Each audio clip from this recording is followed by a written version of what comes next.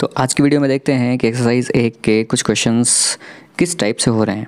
अच्छा, अगर आपको मैथ्स के अलावा एसएसटी के नोट्स, सोशल साइंस के, अगर उसके नोट्स इम्पोर्टेंट क्वेश्चंस या फिर 1 नंबर के, 1 लाइनर के क्वेश्चंस, 2 नंबर के, 3 नंबर के, अति लघुतरात्मक, सभी टाइप के क्वेश्चंस नोट्स सहित आपको चाहिए हो तो उसका वीडियो मैं आपके लिए बना सकता हूं। लेकिन एक बार आप कमेंट बॉक्स में कमेंट ज़रूर करके बताना कि आपको एसएसटी के नोट्स भी चाहिए या नहीं चाहिए, ठीक है।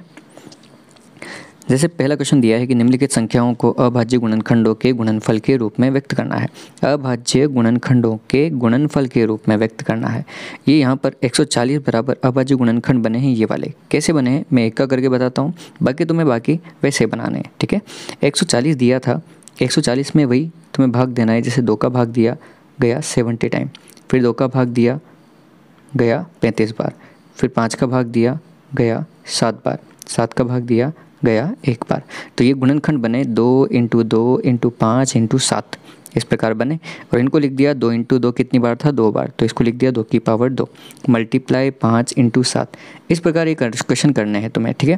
तो 156 का लिख देना 2 की पावर 2 × 3 × 13। 3825 के गुणनखंड बनाओगे तो बनेगा 3 का वर्ग और 5 का वर्ग × 17। 5005 में जब भाग दोगे तो देना 5 का भाग, फिर 7 का, 11 का, 13 का। और 7429 के अभाज्य गुणनखंड बनाओगे तो 17, 19 और 23 इस प्रकार ये अभाज्य गुणनखंड बनने वाले हैं, ठीक है। इनको आप भाग देना और आराम से बनाने की कोशिश करना। कम से कम 10th में आपको इतना सा तो आना चाहिए। सेकंड क्वेश्चन तुम्हें दिया है कि पूर्णांकों को निम्नलिखित युग्मों के एचसीएफ और एलसीएम तथा इनकी जांच कीजिए कि दो संख्याओं का गुणनफल बराबर होता है एचसीएफ गुणा एलसीएम के, ठीक है। ये अपने को जांच करनी है। कैसे होगा ध्यान से देखिएगा। जैसे पहला क्वेश्चन तुम्हें दिया है 26 और 91 का। इस 26 और 91 के पहले तो बनाने हैं अभाज्य गुणनखंड। इसके बनाओगे पहले तो अभाज्य गुणनखंड। इसके गुणनखंड बनाए तो 26 के बने 2 × 13, 91 के बने 7 × 13, ठीक है। यहाँ से देखोगे तो एचसीएफ होता है जो मिले उसकी छोटी घात।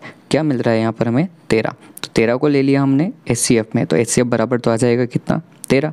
एलसीएम होता है जो मिले उसकी बड़ी घात और जो न मिले उसको भी लेना है। जैसे मिल रहा था क्या 13, 13 को ले लिया हमने। क्या नहीं मिल रहा था, 2 भी नहीं मिला, 7 भी नहीं मिला, तो 2 × 7 भी लेना है। बराबर हो जाएगा किसके 182 के। ध्यान रखना एचसीएफ ये तो होता है जो मिले उसकी छोटी घात, जो मिले उसकी छोटी घात।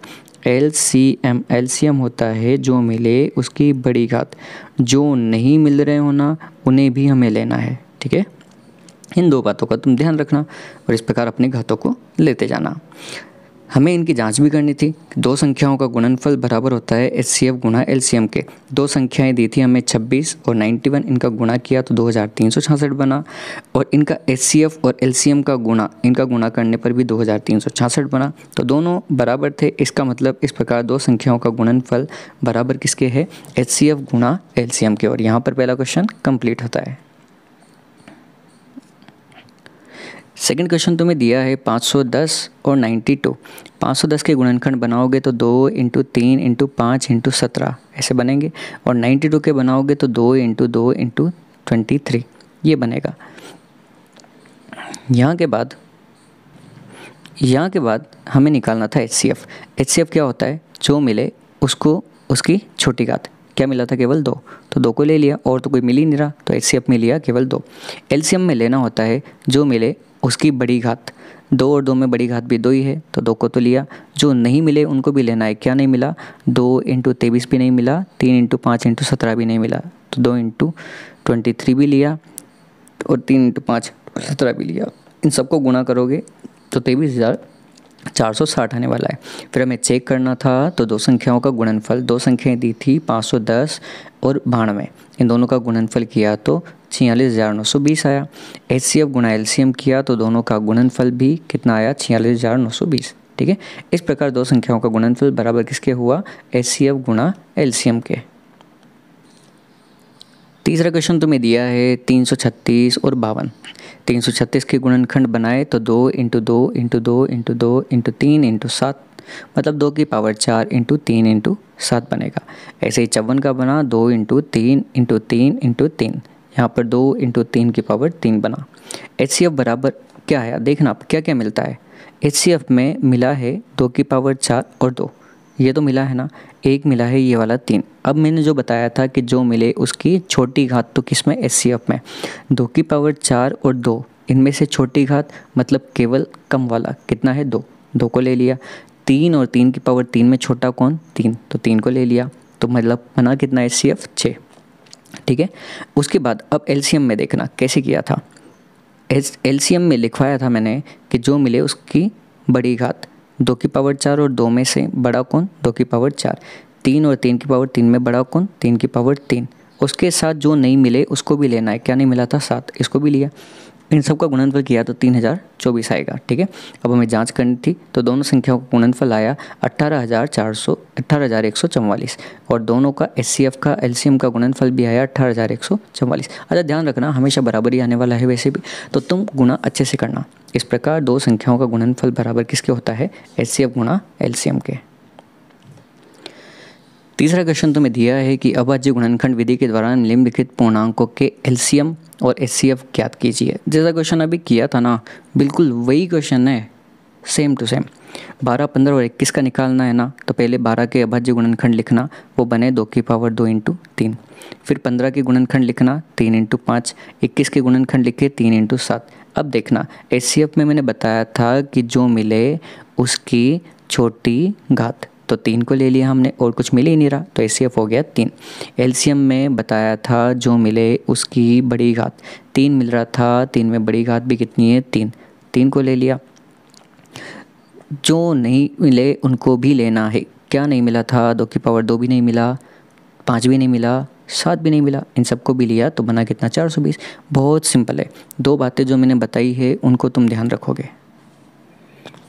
इसके बाद दूसरा क्वेश्चन तुम्हें दिया है 17, 23 और 29। अच्छा 17, 23, 29 तीनों की तीनों है ना अभाज्य संख्याएं हैं, तो इनके गुणनफल में 1 और स्वयं आने वाला है, ये तुम्हें पता होना चाहिए डायरेक्ट। ठीक है, तो 1 इंटू 17, 1 इंटू 23, 1 इंटू 29 हुआ। HCF होता है जो मिले उसकी कम घात, 1 मिला तो 1 को ले लिया। LCM होता है जो नहीं मिले उनको लेना है, इनको भी लिया। इन सब का गुणनफल हुआ 11,339। बहुत ईजी क्वेश्चन है, बहुत ज़्यादा ईजी। ठीक है, एक और दिया था 8, 9 और 25। 8 के गुणनखंड किए तो 2 इंटू 2 इंटू 2 मतलब 2 की पावर 3। 9 के किए तो 3 इंटू 3 मतलब 3 की पावर 2। 25 के किए तो 5 गुणा 5 मतलब 5 की पावर 2। HCF में कुछ भी नहीं मिल रहा था गुणनखंड में देखा जाए तो, इसलिए HCF को क्या लिया, 1 लिया। LCM क्या, ये तीनों नहीं मिले थे इसलिए तीनों को ले लिया और तीनों के गुणनफल किए तो बना 1800। अगला क्वेश्चन नंबर 4 जो दिया है, ये बराबर दिया है HCF ऑफ, इसको ऑफ कहेंगे, HCF ऑफ 306 और 657। मतलब 306 और 657 का HCF है वो बराबर कितना दिया, 9 के, और हमें ज्ञात करना है इनका LCM। ठीक है, मतलब HCF दिया है और LCM हमें ज्ञात करना है और दो संख्याएं दी है। एक सूत्र अभी हमने पढ़ा था कि दो संख्याओं का गुणनफल बराबर होता है LCM गुणा HCF के। दो संख्याएं में दी है 306 इंटू 657। LCM और HCF में से HCF का मान कितना दिया है, 9। 9 को रख देंगे तो बचेगा क्या, LCM। ठीक है, मतलब LCM बराबर सूत्र बनाना चाहें तो बन सकता है दो संख्याओं का गुणनफल बटा HCF। दो संख्याएं क्या क्या दी थी हमें देखना, दो संख्याओं में दिया था तुम्हें 306 इंटू 657 और नीचे HCF का भाग दिया मतलब 9 का भाग दिया और भाग दोगे तो बनेगा 22,338। मतलब इनका LCM आ जाएगा 22,338। बहुत ईजी क्वेश्चन है। ठीक है, इस प्रकार आप करते जाइएगा। एक सूत्र काम में आया है, दो संख्याओं का गुणनफल बराबर LCM इंटू HCF। इस सूत्र को तुम लिख करके रख लेना। ठीक है, क्वेश्चन नंबर 5 दिया है कि जांच कीजिए कि क्या किसी प्राकृत संख्या n के लिए 6 की पावर n अंक 0 पर समाप्त हो सकती है क्या। इसका मतलब देखना, जैसे 6 की पावर n, यहाँ पर ये जो n है इसका मान अगर हम कुछ भी रखें, जैसे इसका मान 1 रखा, 2 रखा, 3 रखा, 4 रखा, मतलब 6 की पावर 1 करें, 6 की पावर 2 करें, 6 की पावर 3 करें, ऐसे कुछ भी अगर करें तो उसकी जो वैल्यू है, वैल्यू का मतलब जैसे 6 की पावर 1 होता है 1, 6 की पावर 2 होता है कितना 36, 6 की पावर 3 होता है 216। इस प्रकार क्या कहीं ना कहीं पर हमारे पास अंत में क्या आना चाहिए, 0। तो ऐसा हो सकता है कि अंत में 0 आए। अब मेरी बात सुनना, अगर कोई भी संख्या है, अगर उसे 0 पर समाप्त होना है तो वो किससे विभाजित होगी, हमेशा 10 से, या फिर 10 से विभाजित होने का मतलब है उसमें किस किस के गुणनखंड होंगे, 2 और 5 दोनों के गुणनखंड होंगे। अगर किसी संख्या के अंदर जैसे देखना 20 है, 20 के गुणनखंड करोगे तो 2 × 2 × 5 बनेगा। इसके गुणनखंड में 2 × 5 आए नहीं आए, मतलब 2 × 5 के गुणनखंड उपस्थित होना आवश्यक है अगर किसी संख्या को 0 पर समाप्त होना है तो। ठीक है, इस लाइन को तुम्हें याद रखना है कि अगर किसी संख्या को या फिर किसी संख्या का इकाई अंक 0 होता है तो उसके गुणनखंड में 2 या 5 के गुणनखंड, 2 और 5 दोनों के गुणनखंड उपस्थित होना आवश्यक है।